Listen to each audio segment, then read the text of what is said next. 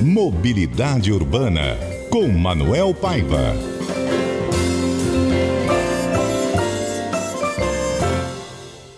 E hoje é dia de conversarmos sobre mobilidade urbana. Para isso, nosso colunista Manuel Paiva já conosco ao vivo aqui nos estúdios da CBN Amazônia Manaus. Muito obrigada, viu, pela presença. Bom dia, seja bem-vindo. Bom dia, Carol. Bom dia, Lui. Bom dia a toda a equipe da CBN.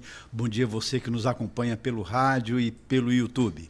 Olha, eu já convido você, ouvinte, que segue acompanhando a nossa programação, para participar também conosco. Nosso número 929-8198-0632 segue disponível para opiniões, também dúvidas sobre o assunto que vamos conversar, que é o transporte de cargas em Manaus. Entra ano, sai ano, a gente segue acompanhando, inclusive, esse mesmo assunto, os mesmos problemas em decorrência desse transporte de grandes cargas aqui na capital. Estamos, inclusive, trazendo dados na manhã de hoje dos veículos de cargas registrados no Detran até dezembro de 2024, mais de 40 mil unidades, um impacto gigantesco no trânsito. Carol, diz um ditado popular que o raio não cai duas vezes no mesmo local, né? Na realidade, isso não é verdade, não é? A rua Felizmendo Soares, com a estrada do Paredão, é um local que o raio já caiu 3 vezes, desde setembro até exatamente sábado, né? Ou seja, lá naquele ponto crítico de acidente, um ponto que já foi detectado por todo mundo, pelas autoridades, pela população. Os carreteiros vêm colocando isso de uma maneira muito clara, vêm colocando isso num apelo que se faz às autoridades, que ali é um ponto crítico de acidente por algumas razões técnicas muito claras que já foram colocadas para todo mundo, né? Aquele ponto ali, ele não é monitorado, ele não é sinalizado adequadamente, ele não tem as intervenções viárias de segurança para que se possa ter uma entrada e saída de veículos de grande porte para os 2 principais portos que abastecem o polo industrial, que abastece o comércio, que abastece os serviços, né? Esse é um ponto fundamental, né? Aquilo ali nunca foi tratado como uma área de segurança. A área portuária é uma área de segurança, é uma área que tem que ser tratada de uma maneira especial. E quando ela é tratada de maneira especial, ela precisa ter sinalização adequada, ela precisa ter monitoramento adequado, ela precisa ter um cuidado todo especial. Efetivamente ali, Carol, esses 3 casos que ocorreram de setembro para cá, um realmente promoveu a morte de um condutor de um veículo que ele agiu de uma maneira inadequada, exatamente porque ali leva ao comportamento inadequado. Nós estamos tratando, Carol, ali de um ponto negro de acidente, onde quem passa por ali são pessoas, condutores extremamente habilitados e habilidosos, né? O motorista de carreta em Manaus, ele passou no teste da farinha. Ele passou com nota 10, né? Porque tem situações no nosso sistema viário que a pessoa, além de ser hábil, ter experiência, ele precisa ter sorte, né? Infelizmente, esses 3 condutores não tiveram sorte, né? Ou seja, o principal problema ali, Carol, primeiro, o raio de curvatura ali, efetivamente, ele é diminuto. Precisa, sim, aumentar o raio de curvatura para que, efetivamente, as carretas, que elas não têm por onde entrar, não têm por onde sair, elas possam fazer a manobra. Ora, ou desapropria na área do porto superterminais, ou entra um pouco no terreno que é do Comando Aéreo Regional. Esse é um ponto. O segundo ponto, o pavimento lá. O pavimento é ainda de areia e asfalto. Ele é todo irregular, ele efetivamente contribui para que na hora da curva, ou entrando ou saindo da estrada do Paredão, efetivamente se corra perigo por conta do raio, raio de giro e a irregularidade. Ali teria que ser um pavimento de concreto. Terceiro ponto fundamental, precisa-se ter, sim, um monitoramento constante.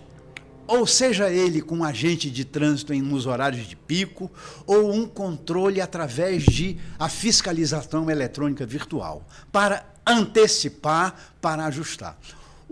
A presença do policial, a presença do agente de trânsito, ele seria necessário porque evitaria manobras que hoje acontecem lá, que o agente de trânsito vai inibir. Ontem eu tive a oportunidade de acompanhar, tinha equipe de todos os meios de comunicação que estavam fazendo tomadas lá no local. É um dia em que, efetivamente, todo mundo respeita o trânsito. Né? Efetivamente, apesar de não ter nenhuma fiscalização, nem do Estado, nem do município. E cabe dizer aqui que é do município. Né?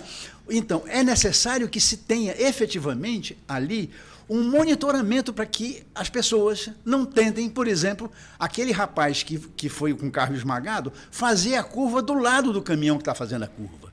Ali não cabem dois carros.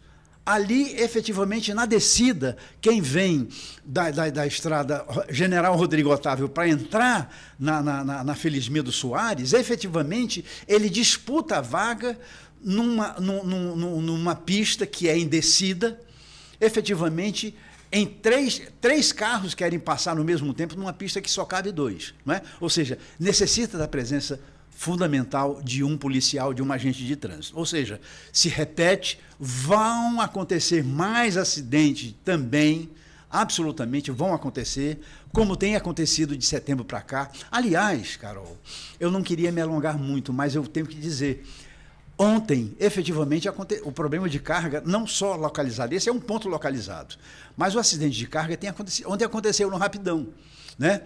O comportamento indevido de um condutor.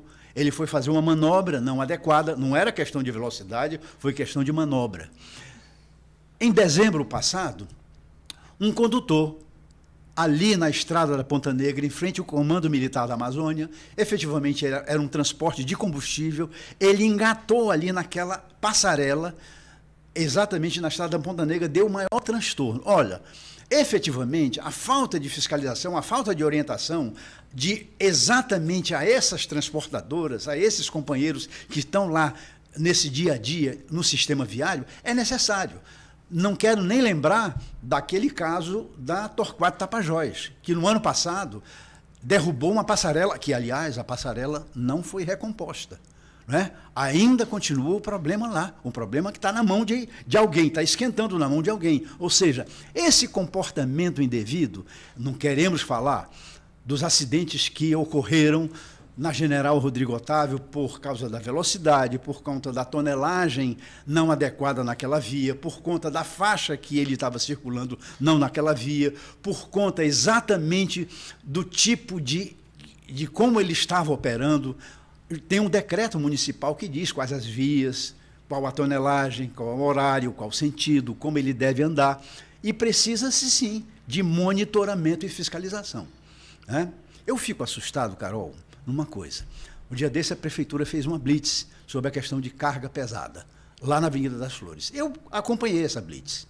Me chamou a atenção uma coisa. Eu fui verificar, existe um técnico só hoje no Instituto Municipal de Mobilidade Urbana que é especialista em ler tacógrafo.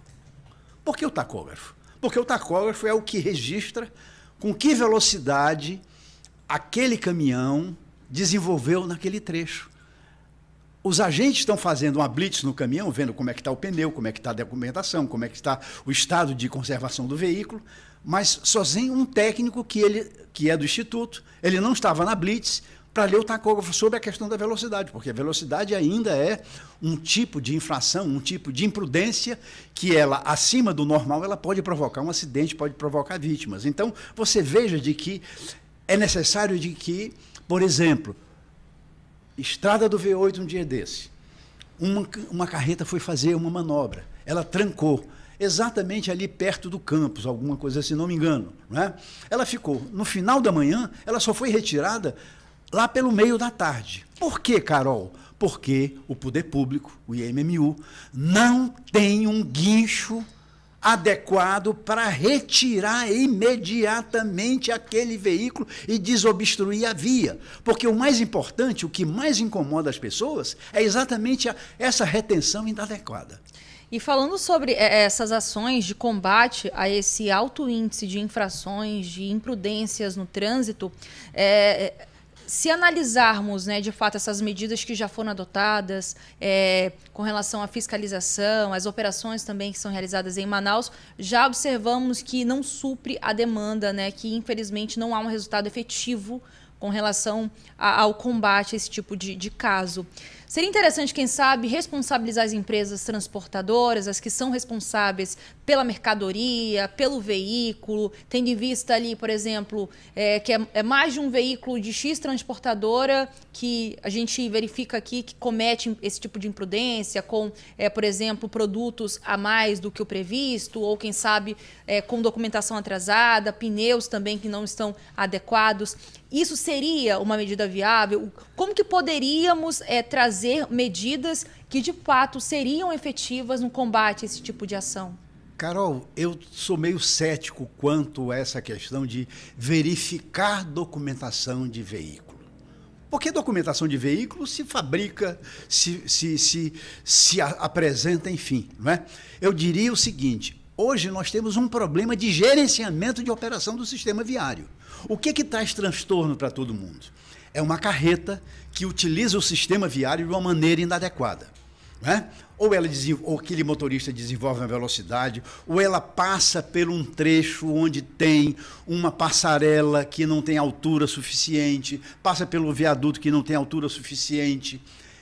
Carol, eu não acredito que as grandes empresas de logística da Zona Franca de Manaus, deliberadamente, elas deixam de informar ou recomendar os seus prepostos a essa operação. Absolutamente. Por quê? Evidentemente, se nós formos colocar isso numa balança, né, a culpa do motorista é sempre colocada como principal, e não é. Tem a questão da conservação do pavimento, tem a questão da falta de sinalização, tem a questão da falta de adequação ao sistema viário com raio de curvatura adequado, com as situações de segurança, com as opções que se deva ter quando efetivamente se faz. Você veja, ali na passagem de nível que tem na João Valério com Constantino Neri, ali já 5 vezes... carretas engataram ali, carretas bateram ali, exatamente por conta desse problema. Sabe, Carol, é culpa de quem? Né? É culpa de quem? Acredito que o poder público, ele tem obrigação, é papel dele, prevenir o acidente. Ele está lá para auxiliar o sistema viário. Quando ele estando presente, ele pune imediatamente aquele mau condutor, ele retira da via o mau condutor, ele dá uma solução de circulação viária. É isso que as pessoas esperam. Porque depois, o pós, não é? Ou seja, efetivamente, essa questão de dizer, eu vou deixar na mão do motorista. Não, o gerenciamento tem que ser online, tem que ser pessoal, tem pontos negros, pontos críticos localizados, identificados, onde está lá, estatisticamente, ali é um ponto crítico de acidente. Então, vamos coibir, vamos evitar. A grande questão é exatamente essa, é a nossa presença aonde está. Vou lhe dar um exemplo. Eu ouço a CBN todo dia. Quando se abre o programa do Jornal da Manhã, tem uma série de agentes na bola do Coroado. Ora, é um ponto negro. Ali, quantas e quantas vezes esses agentes evitaram o caos, evitaram o problema. Seja ele com carro pequeno, com motociclista, com pedestre, com carreta, com ônibus. Ou seja, o que necessita é a presença mais constante em vários locais, antecipando isso, antecipando o problema. Porque, com isso, nós vamos efetivamente, Carol, nós vamos evitar. O caso do Porto Chibatão é um caso que merece uma intervenção urgente do poder público, da iniciativa privada, em conjunto com todo mundo, a aeronáutica, todo mundo, para sanar esse problema, que ali é um problema técnico, efetivamente. Manuel, eu pedi a participação aqui de alguns ouvintes, né? Eles já estão mandando mensagem no nosso número. Nós temos aqui alguns comentários. O Silva mandou para a gente, acredito que por segurança as carretas deveriam entrar e sair pelo início da estrada do Paredão, que fica após o posto de gasolina. Além do Silva, também temos a mensagem aqui do Fredson. Ele mandou, infelizmente, a fiscalização em Manaus não existe. Temos uma lei orgânica do município e não é cumprida. Com relação a esse comentário aqui do Anderson, com relação à entrada e saída do Paredão, seria uma medida? Carol, a engenharia de trânsito, ela dá solução para tudo. Ela dá solução mais barata, mais cara. aquela absurda, aquela que às vezes nós assistimos só num filme de ficção, né? Eu acho que tem que ser tomada uma atitude perguntando ao carreteiro, perguntando ao morador daquela área, aquelas pessoas que passam diariamente lá, perguntando ao frentista do posto. Se você for conversar com os carreteiros, ele tem a receita exata, qual é a solução que ele acha melhor para ele desempenhar o seu papel. E sempre ele diz, poxa vida, se tivesse fiscalização aqui, seria melhor. Se tivesse sinalização, seria melhor. Se tivesse um assentamento da curva, seria melhor. O sentido por onde entra, com onde sai, ele está identificando aquilo que nós estamos batendo.